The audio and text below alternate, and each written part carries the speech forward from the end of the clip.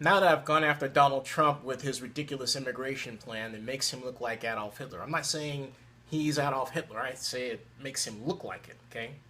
But the bottom line is next, Jared Fogle of Subway, well, formerly the Subway spokesperson. This man has been a part of our lives for 15 years, ever since he famously lost 200 pounds almost strictly by eating Subway sandwiches, which I happen to like and enjoy myself, and diet and exercise. Well, diet from the sandwiches and, of course, exercise. And now he's running, and was running at one point. But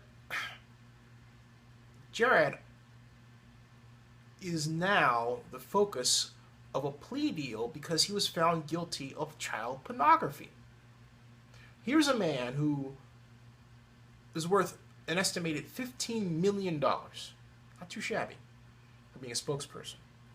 Who arguably could have his pick of the litter of women, theoretically, has been married twice, and yet feels the need to go after girls.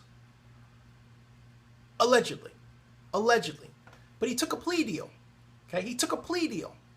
And he started a foundation focused on kids, which makes it sound like he was developing this sort of this catch bin for his potential mates, or whatever you want to call them, or interests. That's horrible. It really is horrible.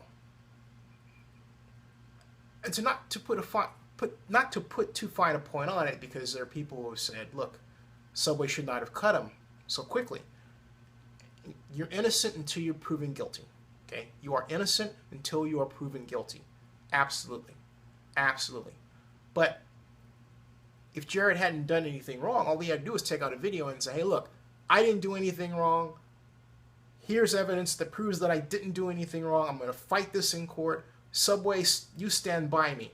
But think about this for a moment, folks. Subway is a corporation of means, which means they can hire private investigators and lawyers to sift through the information about Jared and come to their own conclusions. They didn't just dump him because of this. They undoubtedly knew that this was out there because he is their face. And there had been chatter about this in the background. So they had to know that at some point this was going to get to where it got. And it did.